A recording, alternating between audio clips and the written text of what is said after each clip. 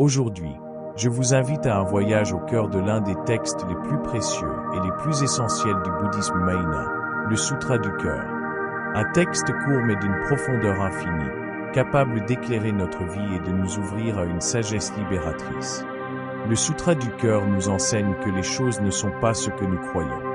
Ce que nous percevons comme solide et permanent est en réalité vide de nature propre. Comprendre cela, c'est se libérer de la souffrance et approcher une paix intérieure profonde. Prenons ensemble un moment de silence et entrons dans la lecture complète de ce sutra intemporel. Le Sutra du cœur.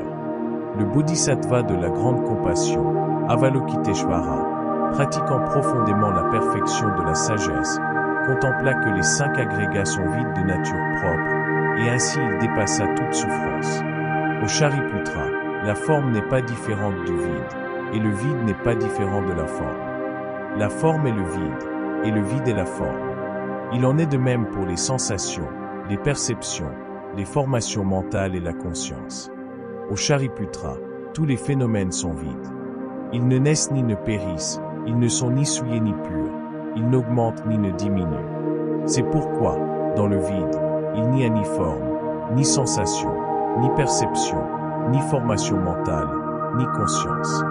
Il n'y a ni œil, ni oreille, ni nez, ni langue, ni corps, ni esprit.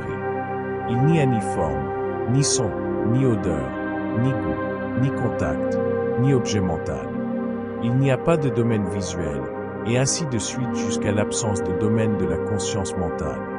Il n'y a pas d'ignorance, ni d'extinction de l'ignorance, et ainsi jusqu'à l'absence de vieillesse et de mort, et de leur extinction.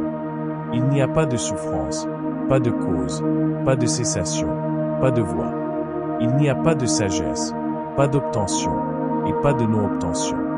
Puisqu'il n'y a rien à obtenir, les bodhisattvas, s'appuyant sur la perfection de la sagesse, vivent l'esprit sans entrave. Sans entrave, l'esprit est sans peur. Éloignés de toute pensée illusoire, ils atteignent le nirvana ultime. Tous les Bouddhas du passé, du présent et du futur réalisent l'éveil parfait grâce à cette perfection de la sagesse. Ainsi, sachez que la perfection de la sagesse est le grand mantra, le mantra lumineux, le mantra suprême, le mantra incomparable qui apaise toute souffrance. C'est la vérité, ce n'est pas une illusion. Le mantra de la perfection de la sagesse dit Gate Gate Par Gate Parasamgate Bodhisvaha. Ceci est le sutra du cœur. Prenons ensemble une respiration profonde et ouvrons doucement notre cœur à la compréhension. Quand Avalokiteshvara contemple la vacuité des 5 agrégats, il ne nie pas l'existence du monde. Il voit simplement que rien n'existe de manière indépendante.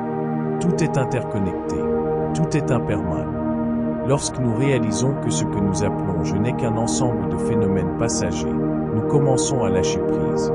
Nous cessons de nous agripper à des formes illusoires, et petit à petit, la souffrance s'efface.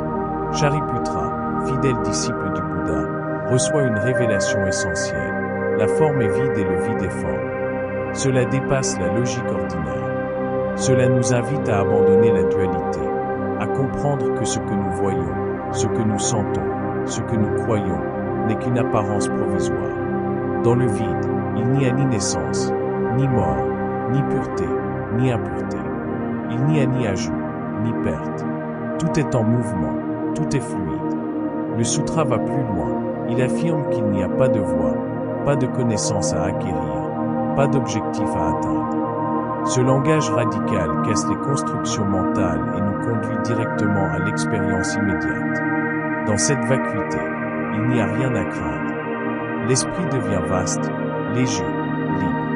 C'est ainsi que l'on atteint le nirvana, non pas en s'accrochant à des concepts, mais en laissant tomber les illusions. Le mantra final est une invitation. Gate VA. Paragat, va au-delà. Parasangat, va complètement au-delà. Bodhi, vers l'éveil. Svaha, ainsi soit-il. Ce mantra nous guide vers l'autre rive, celle de la libération. Il nous rappelle que nous pouvons dépasser les limites de notre esprit ordinaire. Pratiquer ce sutra, ce n'est pas seulement le comprendre avec la tête, c'est l'intégrer dans notre être, dans notre quotidien. Chaque fois que nous respirons avec conscience, Chaque fois que nous relâchons une tension, chaque fois que nous accueillons l'impermanence avec douceur, nous traversons nous aussi vers l'éveil. Le Sutra du cœur n'est pas un texte lointain. Il est une boussole, un compagnon sur notre chemin de transformation. Lorsque nous nous accrochons à nos douleurs, à nos succès, à nos certitudes, nous nous enfermons. Lorsque nous laissons passer, lorsque nous comprenons que tout change, que tout est vide de fixation, nous nous ouvrons à une paix profonde. Aujourd'hui, je vous invite à méditer.